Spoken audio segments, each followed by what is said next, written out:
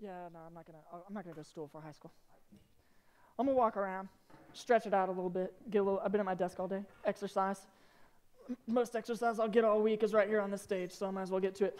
All right, we're gonna be in 2 Samuel, chapter 24. And we're talking through our All-In series. We're in week 3. And if you missed other weeks, that's fine. It's not like you're going to miss anything tonight. But as a church, we're talking about looking to a building campaign, looking to build a new building. And we're talking about what buildings mean. And so in week 1, we talked about dedicating this building, that everything that happens in here happens for God, and that we expect God to show up every week.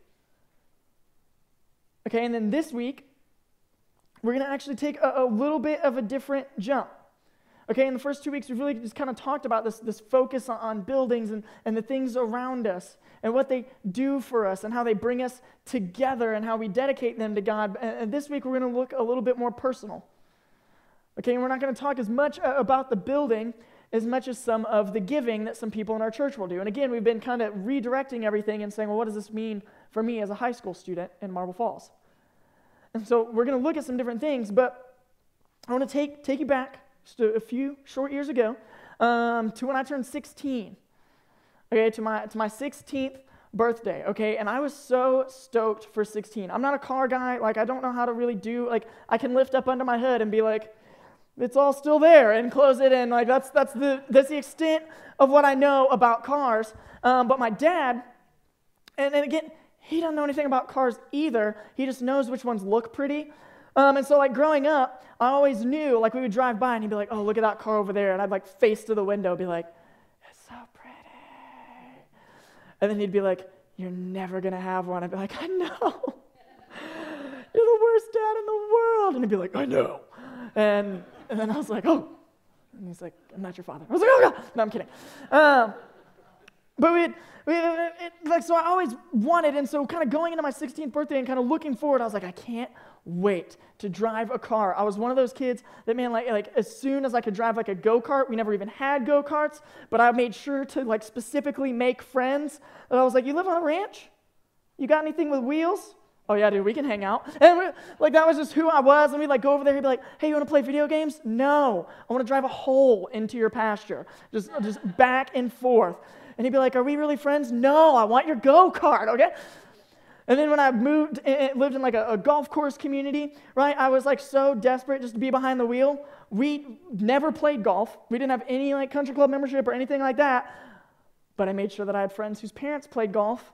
Not because I wanted to play golf. I've never played more than 3 holes in my life. I wanted to drive their golf carts around the neighborhood. Okay, I want to like do donuts in the cul-de-sac, like flip those bad boys. I couldn't wait till I was 16. I could not wait to drive. And on my 16th birthday, of some friends like threw me a surprise party, and we pull up into my house, and sitting in the driveway was a 2001 convertible Mustang, which was pretty cool for me at the time. It's not like the best Mustang ever, but it was cool because my dad's first car was a 65 convertible Mustang, and that's an actual cool car. So he was just like, here's like the JV version. I'm like, thanks, Dad. You're still the worst. And I got this car, and I was so stoked. I was like, oh my gosh, there are so many speeding tickets in my future. Yes! And it was like, I remember going to school, and I'm the awkward, tall, lanky kid who ran cross country, but it wasn't hard to get a date. I drove a convertible. I was like, they were like, it was like being the kid hanging out with the kid that had the ranch again. They were like, no, I don't want to date you. I want to date your car. I'm like, that's fine with me. I'll take it. And I could not. My wife her life is so terrible now because now I drive a Kia. It's not near as cool. It's not near as cool. A little bit more gas efficient though, so that's good. But I couldn't wait to drive. And all my life, I could not wait to get older. I could not wait to grow up. I was born in Fayetteville, Arkansas, and all my family lives in Arkansas, and so I grew up an Arkansas Razorback fan. I never played high school football. I never played anything past middle school football. Yeah, Arkansas is garbage. Boo, Cousins. Anyway, I can like hear it from the back row, so I get it. But I remember in the backyard, even just throwing the ball around, man, just wishing that I could play for the University of Arkansas one day. And then I realized that my dad is 5'6", and my future didn't look great. And then I got tall, but I didn't get wide, and so the game was over. But I can remember that. I can remember growing up in Georgetown, and from a very early age, as soon as I kind of learned how to run, being like, oh, I can't wait to run for Georgetown. Like, I can't wait to. Like, there was this thing of pride. And everything in my life, I could not wait to grow up. I entered into my senior year, right? Some of you were there. You're like itching, man, because you're like, are we graduated yet? Are we there yet? Am I in college? Is this a lecture hall? I'm confused, right? Like, you can't wait to be there. You can't wait to be in college. Girls, guys, I'm not going to talk to you for a few seconds. Girls, you guys have your Pinterest boards. Nothing on there is for present life circumstances. Okay, everything is for one day being married. You've got, I know, because as soon as, me and my wife now, when we were dating and we were, talking about, hey, this is where this is going, and I was getting ready to propose, she was like, I have to give you something. And I was like, what? She's like, I have to give you the password to my wedding board. And I was like, the what? She goes, it's secret, so that way other girls don't see and steal all my ideas. I'm like, what? You're crazy. I got to find a new one. And this blew my mind. Because we just can't wait to the future. We can't wait to grow up. And it's because growing up has everything to do with rights and privileges that come with it, right? Like, you can't, when you're like a little kid, your parents are like, go to your room. They're like, why? Because we're going to watch a movie that you can't watch. It's like PG-13, head out. And you're like, this is terrible. And then you sit by the door all night and you're like, maybe I can catch some of it. And then, you never go to sleep. But we can't wait to get to those places, to be able to see those movies, right? Some of us, we can't, maybe you couldn't date till a certain age. That means you have good parents. And so, you're like, oh, I can't wait till I can go on my first date. And then you go on your first date and you're like, that was terrible. I hope date number 2 is better. That was the most awkward thing I ever went through in my life. This is a nightmare. Man, we just can't wait to grow up.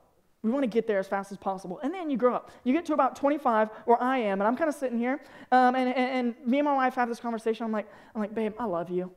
You're so great. You're the best thing that's ever happened to me. But 6th through 8th grade was the glory years.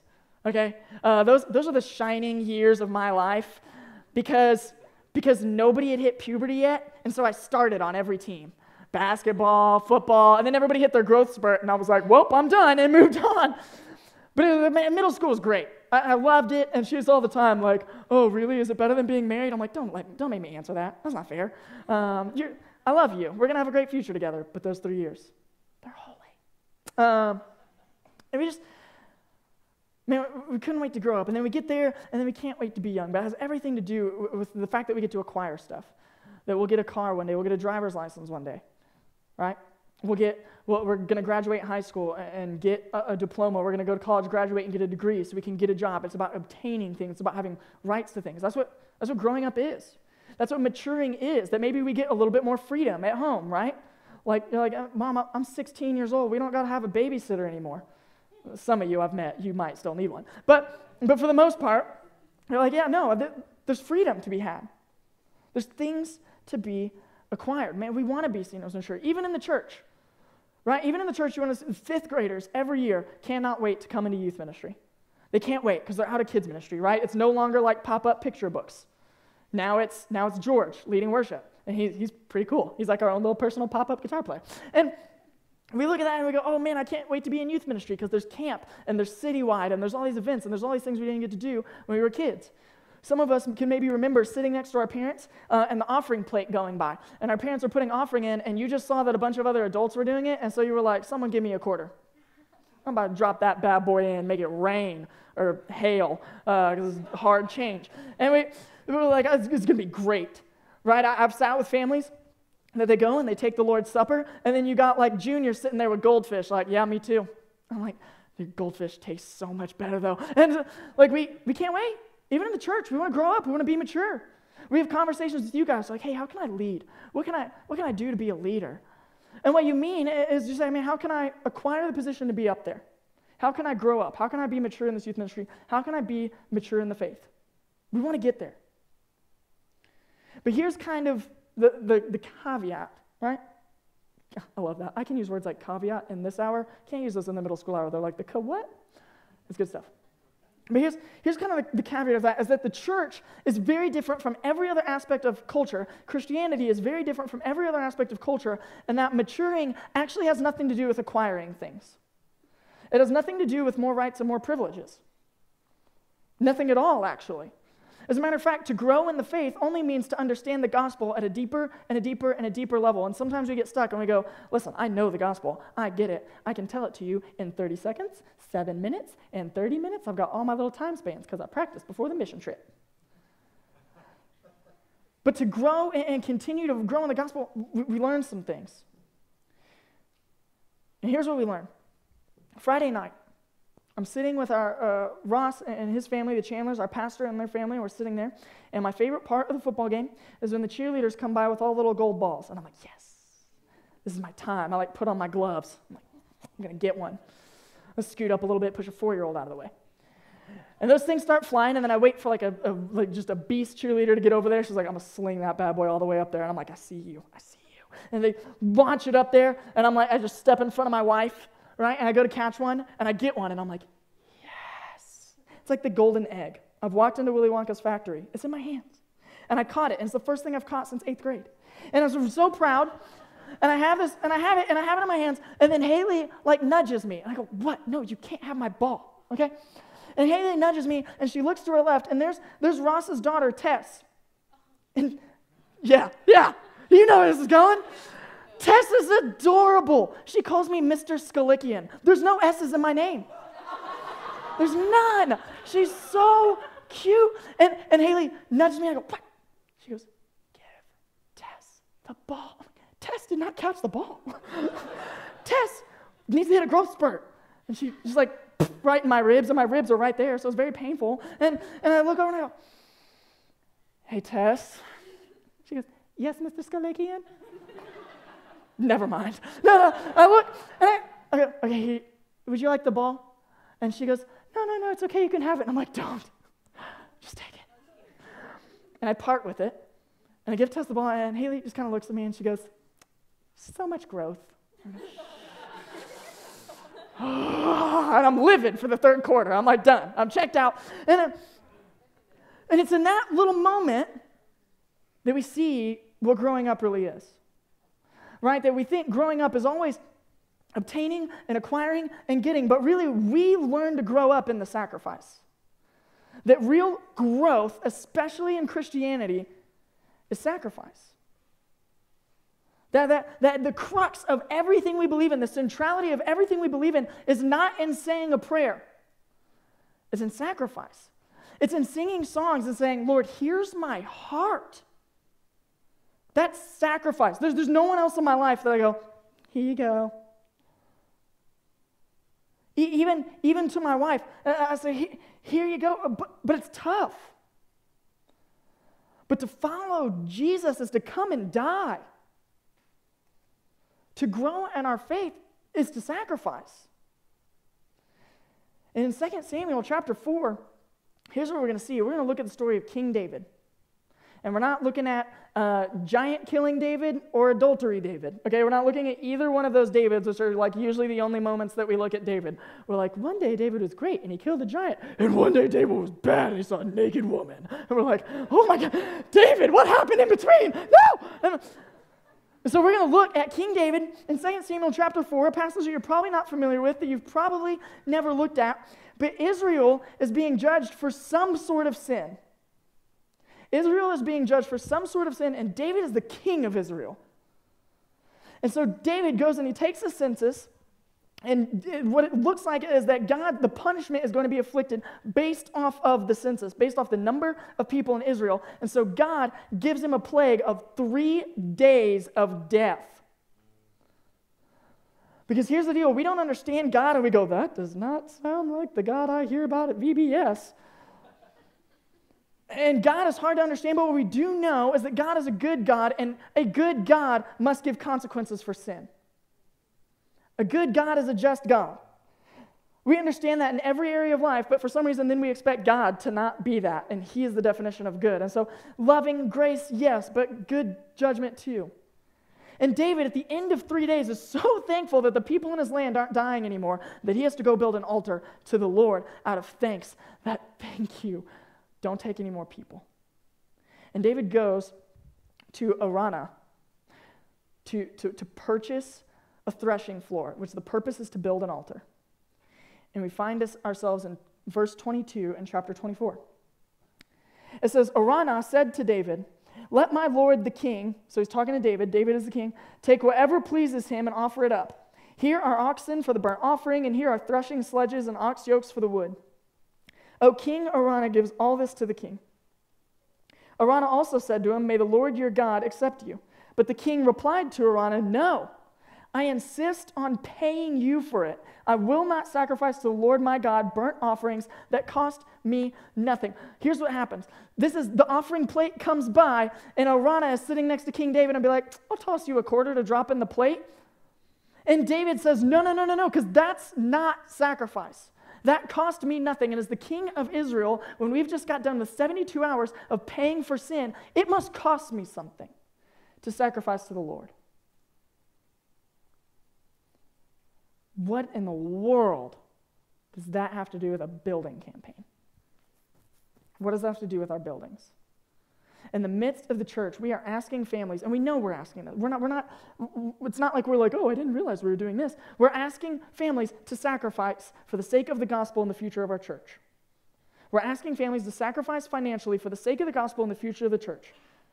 We're asking them to give that we'd be able to build buildings that would love teenagers and love families and love children and share the gospel with the community of Marble Falls, which, if you haven't noticed, is blowing up and is only going to do increasingly so in the next few years.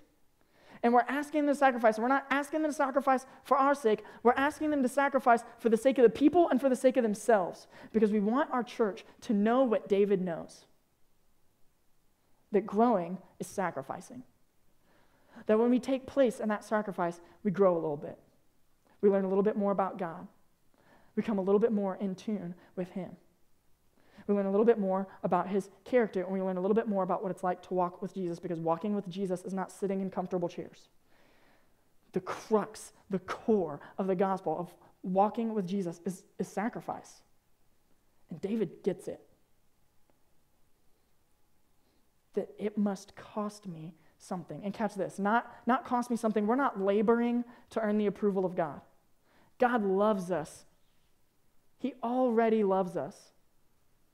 And so we're working and we're laboring and we're sacrificing because of that, because we should desperately want to join Him in the mission of reaching people. If we don't get that, we probably don't know Jesus. I know that's a large ledge to step out on, but we probably don't know Jesus. We're probably just good church-going people if we don't understand the cost of following Him, that it's going to cost us. It's going to mean sacrifice. It's going to mean top priority, and everything else falls in line. The beauty of Acts chapter 2, when the very first church comes together and they begin to bring in all their belongings and divvy them up, it's not in how they do it. It's the fact that they have met Jesus and all of their other habits in life fall in line. That they are learning changing habits to follow Jesus, and it's costing them their beds and the things in their homes to love and serve other people, and they're learning more about God by doing it. We learn much more about God and the sacrifice than we do in just going to nice little Bible studies. Because at the center of the gospel is sacrifice. Because here's this, the story doesn't sound near as good. I say the story. The truth does not sound as good if God sacrifices somebody else's son. We're like, whoa, God's a little crazy.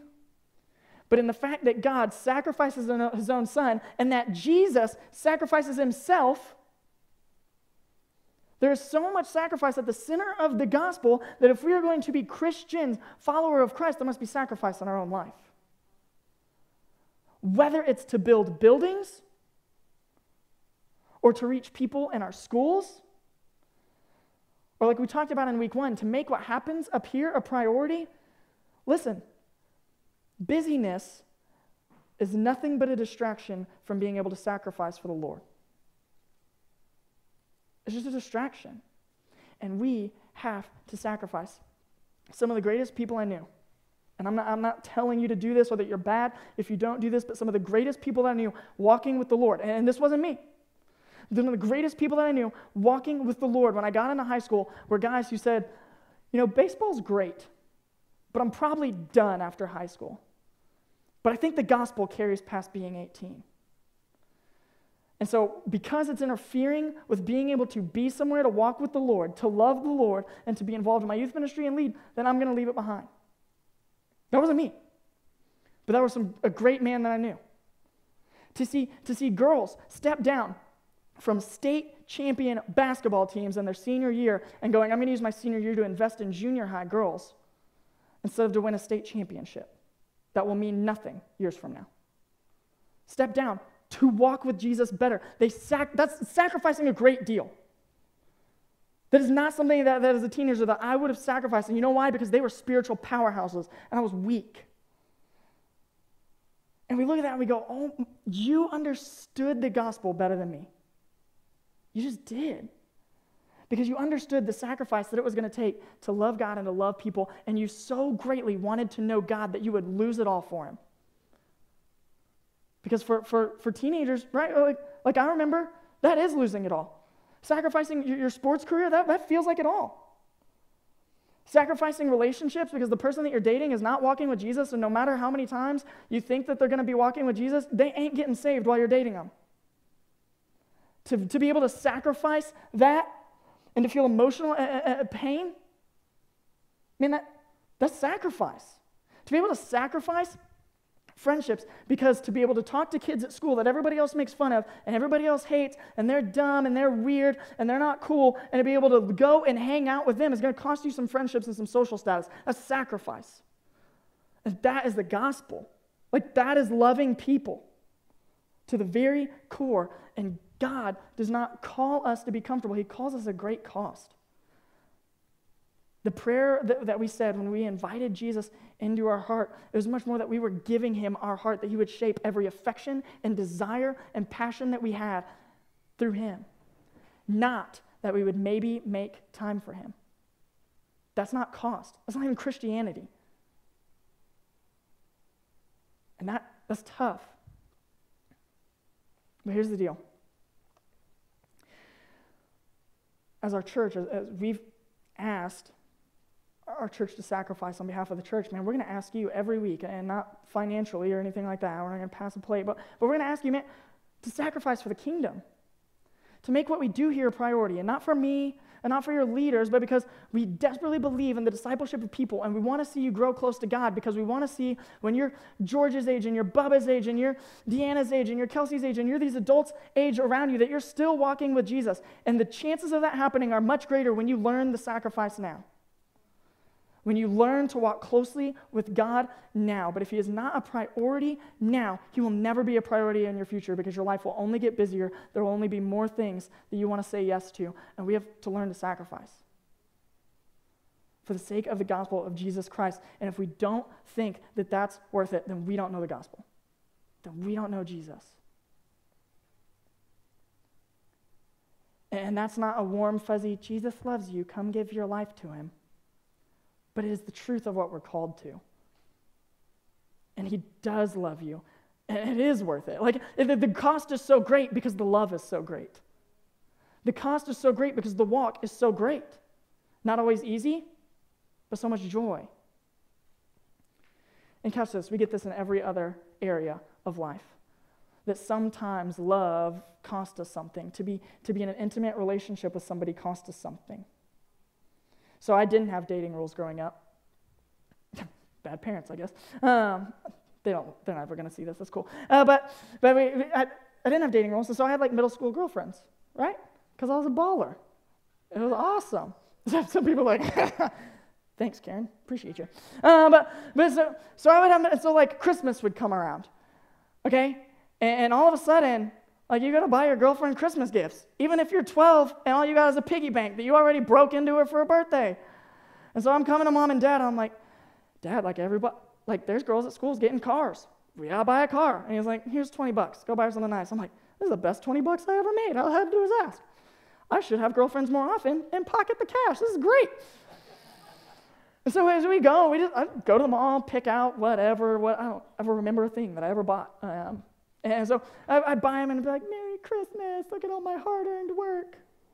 And it was beautiful. It was a great moment. And they were like, oh, thanks, you're the greatest. And be like, yeah, I'm going to break up with you in 3 days. And it was a beautiful moment. But there's no love there, right? Like there's no cost there. Like, it didn't cost me anything. I was like, hey, Dad, throw me a 20. I'll buy you some slippers. Here's your slippers for Christmas. And you're like, why is a 12-year-old just like walking around the house in slippers? That's kind of weird. And so we would do that. Fast forward. I meet this girl at Texas A&M. Spoiler alert, her name's Haley. And meet her early on, and we start dating in my sophomore year. And I kind of like start to get this thing. I'm like, okay, I'm dating a girl in college. I could potentially marry her one day. I'm not really sure if that's it. But I know that rings are expensive. And by expensive, I mean, guys, go ahead and go start an account. It's the most expensive thing you'll ever buy, and it still won't be good enough. So it's just the way it is. And girls are like, yeah, put it up. Okay. And so I'm like, okay, I need to start just like saving for a ring, because I'm going to have to ask her to marry me one day. And I remember, so then I go and get a job. And I go and work a part-time job, and I work all the time. Oh, I love going to concerts. I love like video games. I love all that kind of stuff. And all of a sudden I realize, oh, I can't go do all that fun stuff anymore because I got to put money aside for a ring. What is life? Like, I was like, no, I'm not even going to wear that ring. And that ring can't play video games. And so I started to realize all the things in my life that I would have to sacrifice to be able to save up for something, to be able to put forward and tell someone how much I love them. And I began to save up and work and work and work. And I started riding my bike everywhere because I was like, if I ride my bike, then I'm not paying for gas money. And in college, I drove an F-150, and at the time, it cost $80 to fill up that truck. I was like, no. I was like going to debt just to drive my truck. So I'd start riding my bike everywhere and walking everywhere. She'd be like, why don't you drive anywhere? I'd be like, I can't tell you. And then, so much so, then I get to the ring store, and I look at the ring, and I see it, and I'm like, okay, that's the one. And they're like, oh, hey, you want to get this one over here? I'm like, no, let's go down smaller, duller. I can afford that one. Yeah, that'd be good. And so we go, and I get ready, and even then, I'm like, oh, man, I'm still too broke. Life is really hard. And so I'm like, okay, hold up. And at the time was when I was interviewing for my first church job, and they said, hey, why don't you come interview? And I had to drive 3 hours there and 3 hours back, and I was like, oh, goodness. I'm going to have to ride my bike. It was going to be like 24 hours there. And so they go, hey, we'll reimburse you on gas. I'm like, oh, that's dope, man. It's like adult world is great. They pay me to drive. Yes, ma'am, I'm coming. And so I get in my car and I drive, and I'm like, hey, do I just kind of turn in my receipts for how much gas costs or whatever? And they said, no, you turn in your mileage. We'll adjust there, which is way better because mileage reimbursement is a lot more cash. And so then I get back, and they send me a check in the mail, and I'm like, look at all the things that I could do with this sweet, sweet check. I gotta buy a ring. And so I cash the check, and I finally have enough, to buy this ring. And then I get to go, and I get to propose to the woman that I love, and tell her that I love, get down on one knee, and I pull it up, and she's like, are you even holding the ring? I'm like, yeah, it's right there. And so she didn't really say that. My wife is great. And I give her this thing, and it means the world, not because it's the biggest thing on her hand, because it's not, because she's a fighting Texas Aggie, and they give you some big old rings. But because of the sweat and the work and the sacrifice that went into her, not because I was trying to convince her to love me, but because I knew she already loved me, and she deserved, at the very least, the best that I could put in front of her. And it would never be good enough. And years down the road, if she's lucky, she'll get another ring, and it will never be good enough. It will never be good enough. But we know that when someone sacrifices greatly for you, that is the number one way that they could show love. And that's how we grow up in the faith. That's how we mature in the faith. It's not by speaking on stages and leading in the band, although all that it's great. It's by picking up the trash as you walk out the door. Not your trash, somebody else's.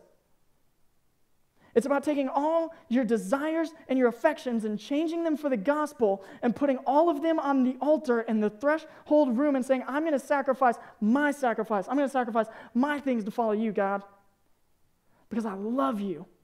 And most importantly, because you love me. And that's when we grow up. That's when we begin to see maturity in your life. That's when we begin to know, oh man, they get it. They're walking with Jesus. And as adults, man, that's when it's fun for us. Because you get it. And so as the band comes up and leads us in worship, if you don't know that Jesus, Does it cost you greatly? Absolutely. It would be terrible for me to lie to you. The worst thing that I can do is to tell you that a walk with Jesus is easy, that Christianity is easy. It cost us greatly, but everything in life worth it does as well. And this is the only thing in life. This is the only God that loves us even when we didn't love him. And that cost us. And it's worth telling other people too that there's a God that loves you. And it costs me. Because it cost him his life.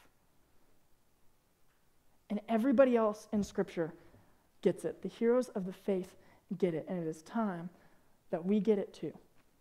That's how we make a difference in our community. That's how we love the community of Marble Falls. That's how we love our high school, putting our selfish desires, our affections, and everything on the altar of the threshing floor, and we sacrifice it to God.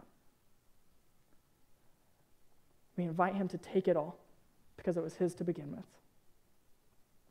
But if you do know that God, be honest with yourself. When is the last time it cost you anything to follow Jesus? Not just to give up things for the sake of giving it up, but to know more about God, to know more about Jesus. Who is going to be the high schoolers that come to the forefront of our student ministry and sacrifice it all to see the gospel advance in our communities? Who's it going to be? I don't know. But I'm so excited to see what the Lord does in your life, and we will be able to see it by the things that you are willing to give up to know the Father, because of everything that he gave up to know us. Love you guys. Father, we thank you for tonight.